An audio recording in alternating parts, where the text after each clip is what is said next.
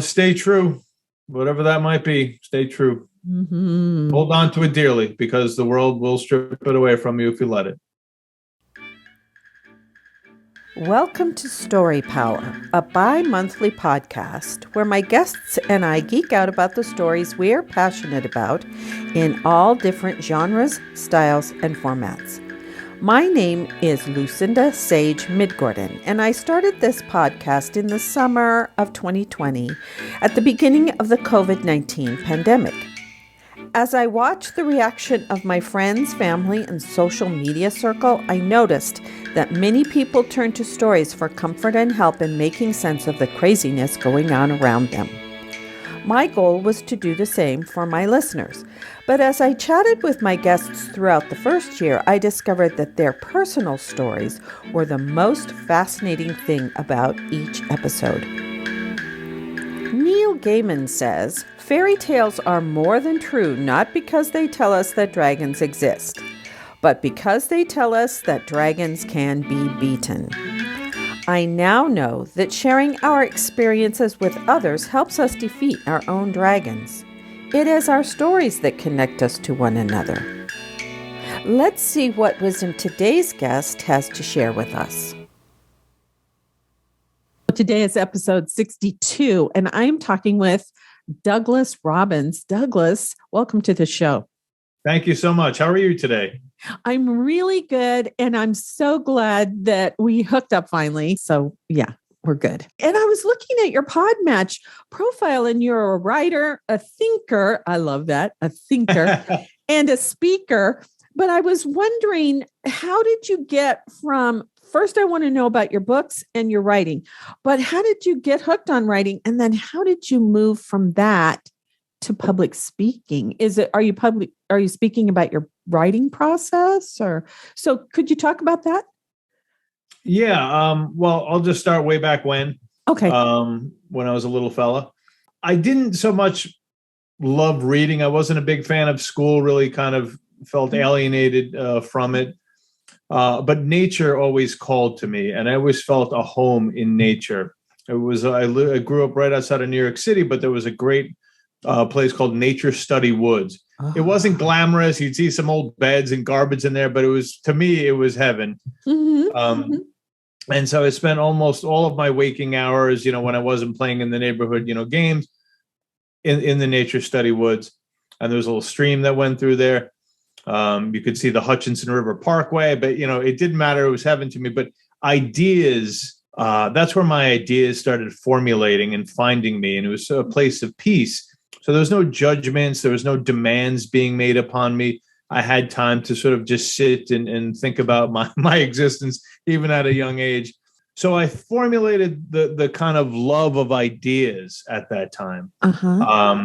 And whatever I had that seeking nature. So as I kind of grew, I was always interested in the deeper essence of life or the more philosophical, esoteric, aspects of life, not just the superficial of what you're told and what you see. So at some point, I didn't really write much. I was in a band and started writing lyrics. But when I was in high school, a teacher had asked us to write a poem. And I thought it was kind of clever with my little poem, kind of a juxtaposition. But I wrote the poem, and even my father, who was never always that supportive in certain ways, liked the poem. And I found a power in words that I had never understood fully before in the written word. It was always, things I was thinking, and maybe some of friends got it, some didn't get it. My parents didn't often get what I was kind of getting at. So there was a power in words that I found at that time. And then, like I said, I was writing some lyrics, and I started writing more observationally, just little observations of myself or people or the world. There was a book at that time I had read called Notes to Myself by Hugh Prather. So it was just little observations, little vignettes he had written. And, it really kind of struck a chord with me. So I started writing a little bit more like that. And then I realized, well, what is this? I write notes down. Like I wrote ideas down. Like, what is this? What's the thread here? And so kind of this slight awakening, if you will, was that all these were connected, all these observations and ideas. So I started writing a little more philosophical. I had a piece called I Have a Pebble in My Shoe, And it was sort of about government and laws and nature and self-reliance, and a little hearkening back to a Ralph Waldo Emerson self-reliance type of writing. But that's where I found that voice and just have been sort of honing it ever since. Mm-hmm. So how did you get from writing? That sounds like nonfiction. How did you get from nonfiction to writing a science fiction novel? And that was not the only novel that you've written, I noticed. Yeah, about a half a dozen books out. Mm-hmm. I think my brain played a game with me, to be honest. I had written some fiction, more for school than anything, creative writing classes. But my brain said, or my ego said, well, you can't just come out with this philosophical piece. Nobody knows who you are. You're not going to get anywhere with it. And so I had this other story I'd been writing. My mother had just passed away when I was 20. Oh. And I was writing sort of about, I had written this poem, and it was sort of about young love and about a college boy and a college girl, and the girl's mother was dying of cancer. And so it was sort of this pulling of, you have the young love, but where are her allegiances. And so it was sort of a nice tale, but also, some sorrow. So I decided to say, well, you should write that. It's a commercial piece. You can get that, and then you can put out your nonfiction. Didn't all work that way, the way my brain had intended. So that piece, I didn't really know how to write very well as far as craft and the long form. So, I wrote this piece called Dawn, which had some very beautiful scenes in it, but as far as the story, didn't work very well. Some of the narrative wasn't so great. So I kind of lost the thread there, didn't know how to continue moving forward. So I never got Dawn published, or I Have a Pebble in My Shoe. And if I had just sort of continued with Pebble, it might be in a different place now. But that's sort of how I went from nonfiction to more fiction type of writing. Yeah. So did you continue, like, it sounds like a Pebble in My Shoe is sort of like a journal. Do you still write your ideas down in like journal form? Maybe it's not journal, but do you still do that? Yes, I certainly do. I'm not so much in journal. I have a little notepad on my phone or just wherever. I have terrible handwriting, so I can't read what I'm writing half the time anyway. So I'll put little notes, and I probably have hundreds of pages. And I am going to be getting back to I Have a Pebble in My Shoe in the next year or two. So I'll be curious, as a more mature or older person anyway, what that voice is. It was about education and all these things, all these aspects of institutions that we all are connected with throughout our lives. But no, still observational writing for sure. And that's where the fiction is anyway. A lot of that stems from that. How do I include these ideas in a story arc? Well, okay, if I have this character, this guy is struggling here, and she's kind of a basket case, and there's a kid involved. It's a way to adopt those ideas into a story. Right. Yes. I commiserate with you about not knowing how to write. My background is in theater. I have 2 degrees in theater. Religious studies, theater. I have way too much education. Right. And then a master's, also a master's in theater and a master's in education. Yeah. And so, 2 majors in my BA. But I took a lot of literature classes, and my dad and I, especially when I was in high school, would watch movies together, and then we discuss them and, get fun. Down to the theme of it. And he did that started doing that when we were pretty young. Yeah. We'd watch the Sunday night, Disney movie or whatever. And then it wasn't just, we watched the movie and, that was great. It was, well, what did you think of the movie? know? So I was used to kind of analyzing stories, but I had never really taken any creative writing classes. And so when I started my novel, I was like you. I didn't really know what I was doing. And I joined a writers group that helped a bit. And I did meet a couple of women who then, when I stopped attending the group, because it got so large, I didn't have time to read everybody else's stuff and critique. Right. So because I was teaching part-time at the college by then. So they helped me shape it, but it's really long and it's probably could be cut back a bit, but I like it. It's two timelines. So it's two different women's stories and they're interlinked, but yeah, so I'm writing a sequel to that now and it's probably going to be shorter. Mm-hmm. But I decided to write, the first thing I wrote was a memoir when I stopped teaching at the high school level. Yeah. And it was bad. It was really bad.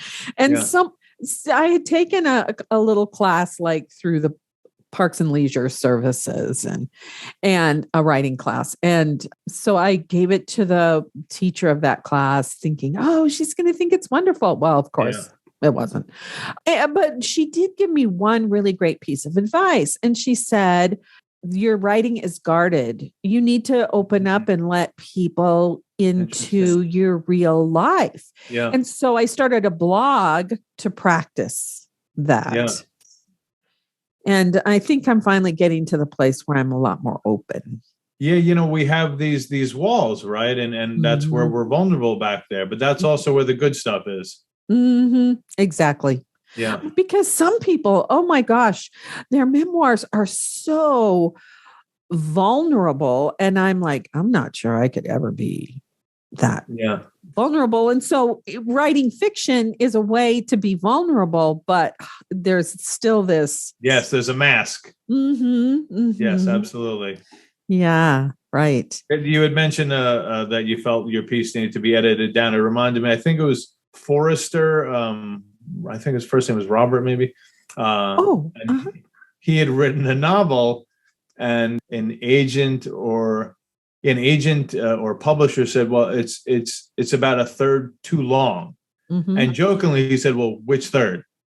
Right. Obviously, it's not a third; it's just too long.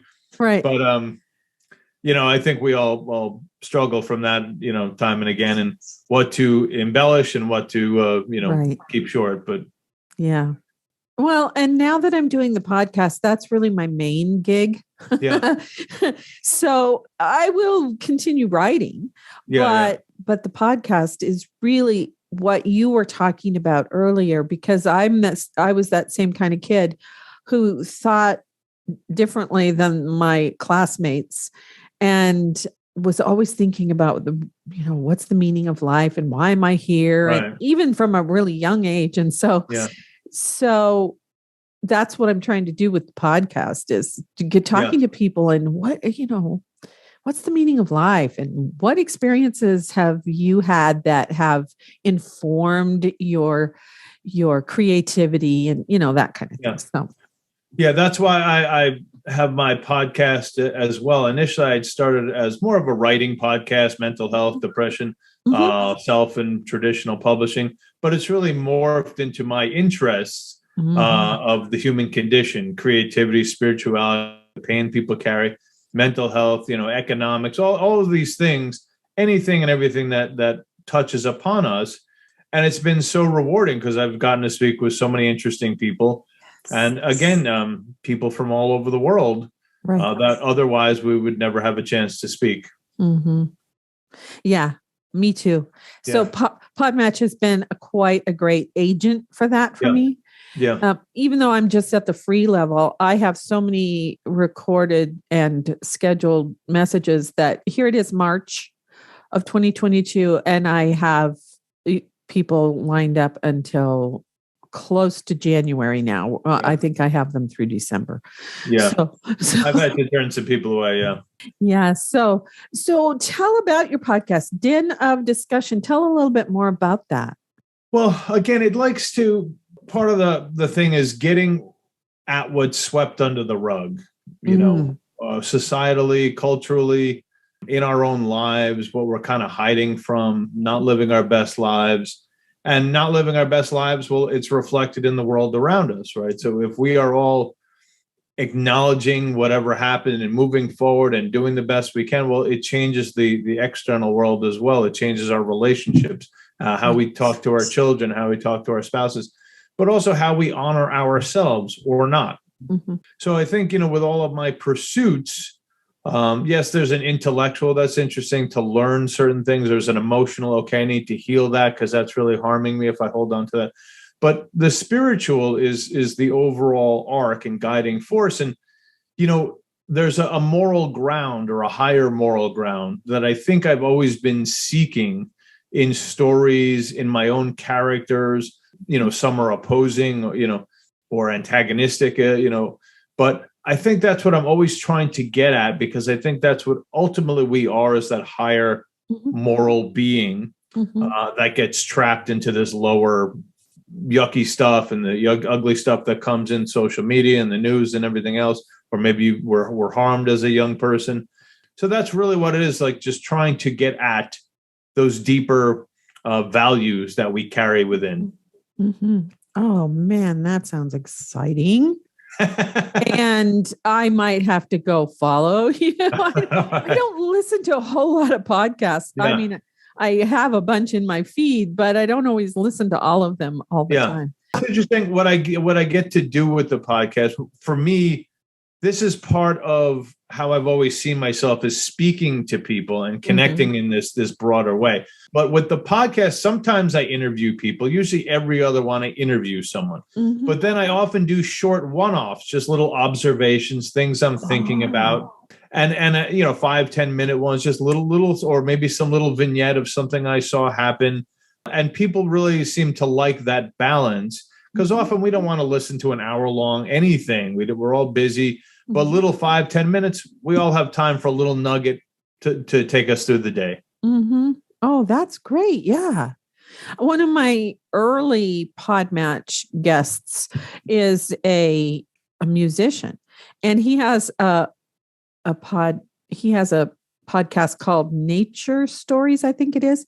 And it's just, he'll tell, like, he said the thing that started him off was he was in Chicago. He lives in LA.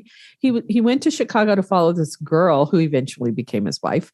And it was a worthwhile endeavor. Okay. It was a worthwhile endeavor. His name is Jonathan. What's his last name? I can't think of his last name. I'll put him in the show notes.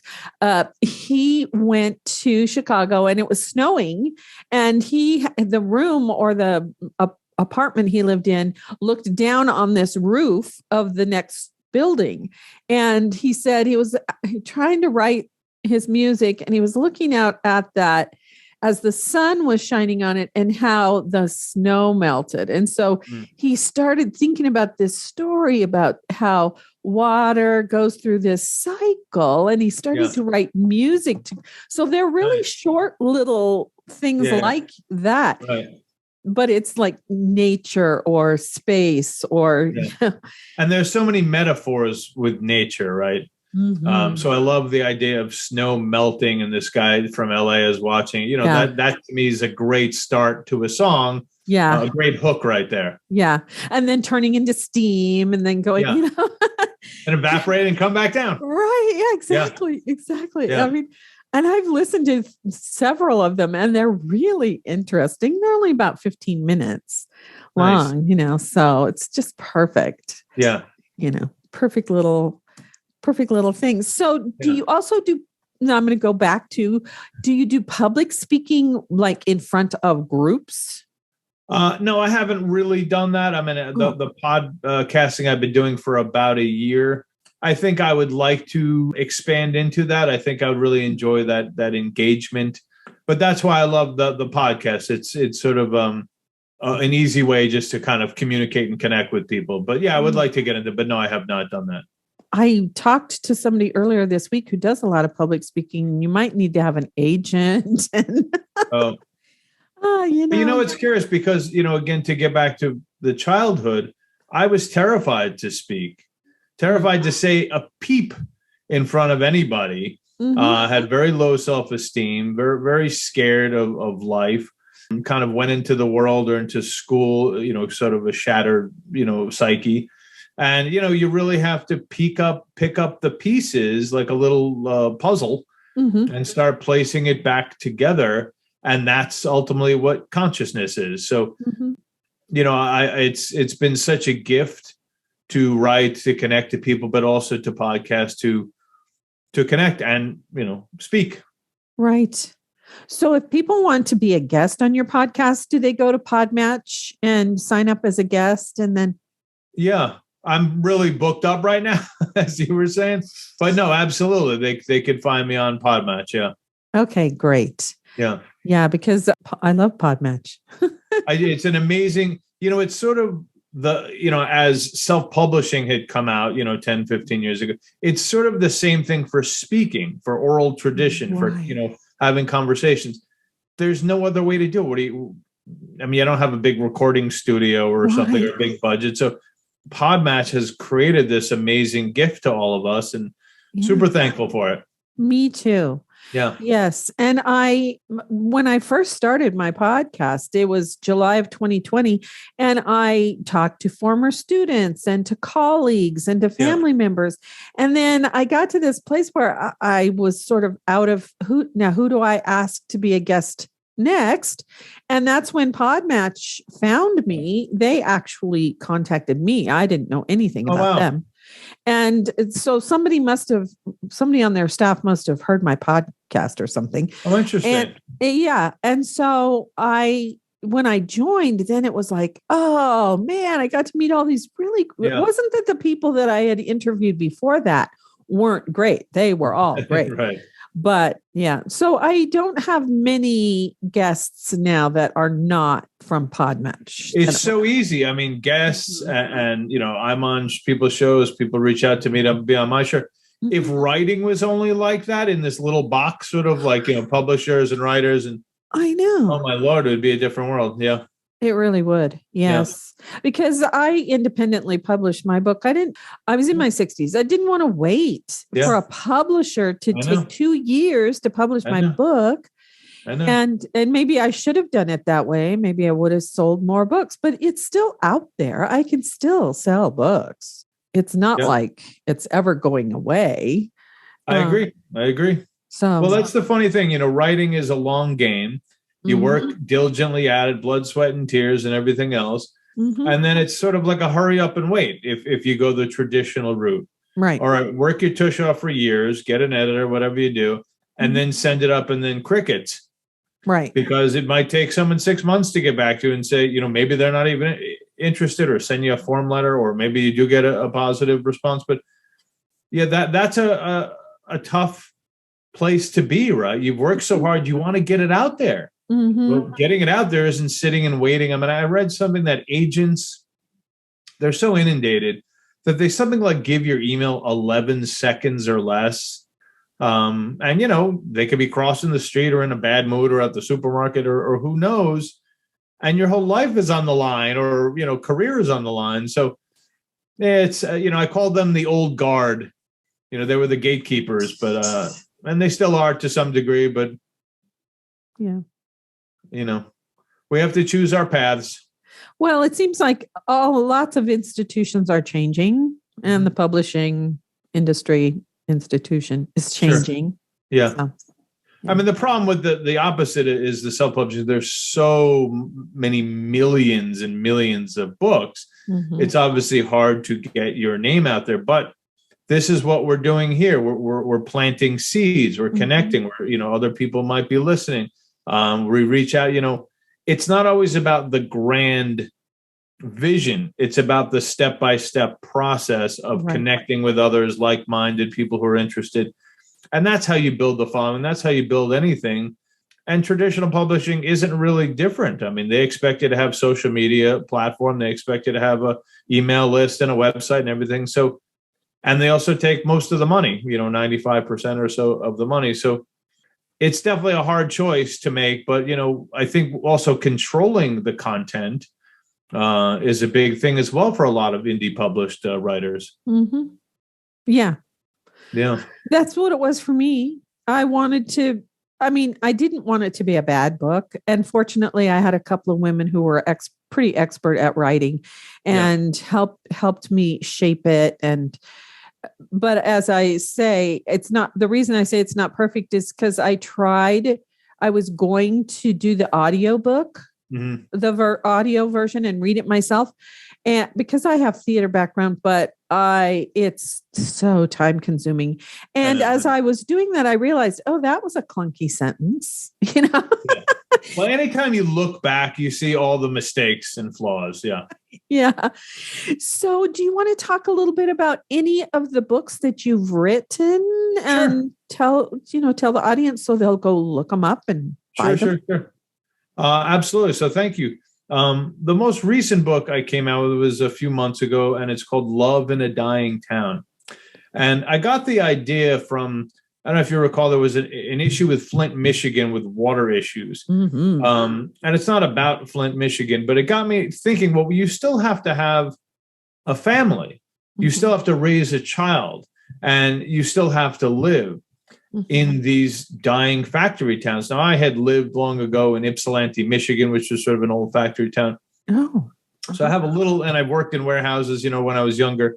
And so I know what it's like. It's a grind. You're standing on concrete floors 8-10 hours a day, very hot on your knees, hard on your back.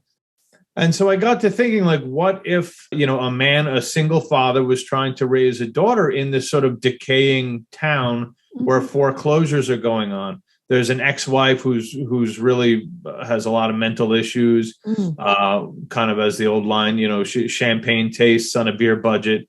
She wants something else, this better life, but she never does anything to help herself. And so she's very destructive to those around her. And so he has his own ambitions and dreams of who he wants to be, who he thinks life should have in it. And he wants to be an architect in big cities and building skyscrapers. And he's stuck in this little town, this dying factory town with foreclosures and boarded up homes. But he can't really leave because he's got this ex-wife, he's got this daughter, and he doesn't have the means to leave. And he feels kind of tethered to this town where his parents, who were immigrants, came here and made something of it. So, he's a good guy, but he's got his own struggles. And so he also is trying to show her right from wrong, this child, and kind of protect her from the darkness of the world that's around them and show her the light. And so it's also about another woman, a single woman who has a child and they eventually fall in love. So there's a nice love story, but it's essentially about sacrifice and commitment. And, when you're in those type of settings, you need each other. You can't do it all alone. And I think this is something that America really struggles with, is sort of isolation. A lot of people feel very isolated because we weren't really born, or our society doesn't teach community. It doesn't teach, that we're all in this together, sort of. It pits people against each other. And that's what we learn early on in schooling, and what we're supposed to want, and consumerism and all that. So that's kind of what this is. It's about this guy, but it's about neighborhoods and friends and people just sort of trying to help each other. And by doing so, find a way to make it through. So that's Love in a Dying Town. You can find that, on Amazon or wherever. And then I had written another one. I'll just give you the last couple, but Narracon, which is my sci-fi piece. I had never written science fiction before. So that came out a couple of years ago. And truth be told, I had this voice start speaking to me. This like British, very, reserved voice just start peppering me with information. I was like, okay, I don't really write this, and so it was like, usually sci-fi pieces are sort of similar. They're wizards and warlocks and all that kind of stuff. And I started thinking, well, what if there was a little more depth to it? Right? Kind of what we were speaking about earlier, a little more depth to these characters, or to their purpose, or even to what the issues are in the piece. So essentially it's about light and dark that we all carry, but there's a deeper, more nefarious aspect to that. So there are dark forces trying to prevent the evolution of souls. And that's what we all are, right? Our souls trying to evolve and expand and move forward. So there are light beings and there are dark forces, and Earth is sort of a battleground, at least in the first book. The next couple books will be out in the next year or two. But that's what it is. It's right. We have that soul within us, that beacon of light that's always sort of encouraging us to become something, someone. And often it's the mind that says, no, you can't do that. You're too stupid. You're too fat. You're too ugly, too poor, whatever it is. It's always the mind saying, but the spirit saying, this is who you are. And it's a consistent beacon, right? It doesn't change. It's the same consistent beat. And so you have that part within us, that's the light. And then you have that dark part, sort of that mind or the ego saying otherwise. And so these beings are essentially are fighting over Earth, because Earth is this sort of battleground of where souls can evolve or get stuck. And so if the dark forces can stop that beacon, which is sort of locked within, coded within us, they can stop that beacon, they can permanently stop the evolution of souls and put the Earth into permanent darkness and stopping that process. So that's essentially what that is. But it's pretty light and fun, sarcastic and funny. But anyway. That's great. I love it. That's it in a nutshell, or something like that. Well, that's fantastic. That sounds interesting to me. I'm going to have to go look that up, both of those up. So do you have any books that you read that you want to recommend before we go? You know, if you're a seeker, especially if you're younger, when I was a kid, Hermann Hesse's Siddhartha was very important to me. Oh, yes. It was philosophical, and it was also had a great story. Steppenwolf, Hermann Hesse had a lot of great stuff. Kerouac's On the Road, Henry Miller's Tropic of Cancer. All these things really jump off the page. And these weren't, nowadays everyone's trying to get cutesy with narrative and narrative point of view. And sometimes that can be fine. But it seems it still comes back to the heart, to the intent of the words on the page. And that's how I fell in love with that passion, that fury that comes through certain writing. So if you're a seeker, Hermann Hesse or Henry Miller's Tropic of Cancer, all these books will serve you, especially if you're a writer. Tropic of Cancer was a Bible for me for many years, and just because it was so evocative and it was so raw, and talking about being vulnerable. This guy was just writing truth, and the first page on, you felt it and it pulled you in. And so that to me is the best of what writing can be, and words and ideas. Oh, wow. I've not read Tropic of Cancer, but I have read Siddhartha. Yeah. I read that one. And I have all four, I think. There's Damien, Siddhartha. What's the... Steppenwolf, and there's another. And the Glass Bead Gang, which I've never read, so I need to get that one. Glass Bead Game, sorry. Yeah. Well, maybe there's just three in the book. I bought three or four in a set. And I've only read Siddhartha. But yeah, fantastic book. Yeah. I'll have to go back and read that. Yeah. I might as well. It's not very long. So No. Yeah, it's short. But I'm going to say one more thing if we have another minute. Oh, yeah. The book, another book that was very profound, and the writer, Richard Bach, Jonathan Livingston Seagull. This was a tiny little book, not even 10,000 words. Right. So tiny. So people always, I have to write a big novel. No, he sold over 1 million copies in 1971 when the book came out. But he's got forever. He's got a few books. One is another one. Yes. There were 3 or 4 books that were so profound to me. I was just captivated by what he had to say. Yes, I've read 2 or 3 of his, maybe 3 or 4. The Bridge to Forever was another one. The Bridge, yeah, I've read that one too. Yeah. Yeah. Still have that on my shelf. Yeah. I still have those on my book. Yes. Well, I remember when I didn't go to college until I was 22. It was 1975 was the year that I started. And they had about a year or so after I started, they started doing this freshman seminar kind of thing. And Jonathan Livingston Seagull was one of the books that they required the students to read. Yeah. Yeah. Very powerful. If people are looking, sometimes we can't find it in our family or in our parents or in our friends, but we can find it in books. And that's what Jonathan Livingston Seagull talked about, a seagull who basically said, I'm not going to be just part of the flock. I'm going to live my life and fly how I want to. And it's just a testament to the human spirit of looking to be that individual.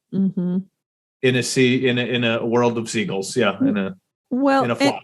And you were talking earlier about Americans aren't very good at community, or I love collaboration, but then of course I have this huge theater background where you have to collaborate. But I was thinking America is kind of built on that individualism. Mm-hmm. And we need to find a balance between those two things, because you do want to be like Jonathan and find your purpose in life and go after that. But you're not going to make it on your own all by yourself. No. Never. Nobody does it by themselves. Yeah, never, ever. Like you and I both found Podmatch and they've helped us. And then there are all these other people who've helped us along the way. Yep. Yeah. Absolutely. Do you have anything else you want to say before we go? Stay true. Whatever that might be, stay true. Mm-hmm. Hold on to it dearly, because the world will strip it away from you if you let it. Yes, right. Yeah, and don't be afraid to be different. I love that. That's great. Thank you so much, Douglas. I appreciate you coming on my show. It's been my pleasure. Absolutely. Before I go, I'd like to give a big shout out to Podmatch, which I call a dating service for podcasters. Since I joined their platform, I have met so many wonderful people from all over the world, and they make the matches so easy that if you are a podcaster or you have a message that you want to share, you might want to consider checking them out. The affiliate link is at the bottom of my show notes on my website at Sage-Woman Chronicles at sagewoman.life. Part of what I love about them is that they promote civil conversations, and can't we use that right now? So if you check them out, tell them Lucinda sent you. I'd also like to invite you to my Patreon community, where we will have chats with authors or creators. We'll have member chats about the stories that they love, and occasionally we'll have extra episodes or uncut episodes of Story Power. So please go check out my Patreon page at patreon.com/storypower without the hyphen, all one word. I hope you enjoyed the show. If you like what you heard, please share it with a friend and give us a review on your favorite podcast app. It will help people find us. You'll find the show notes for this episode at my website, Sage-Woman Chronicles at sagewoman.life. You can leave a comment there. And remember, as Philip Pullman said, after nourishment, shelter, and companionship, stories are the thing we need most in the world. Until next time, this is Lucinda Sage-Midgorden. Thanks for listening.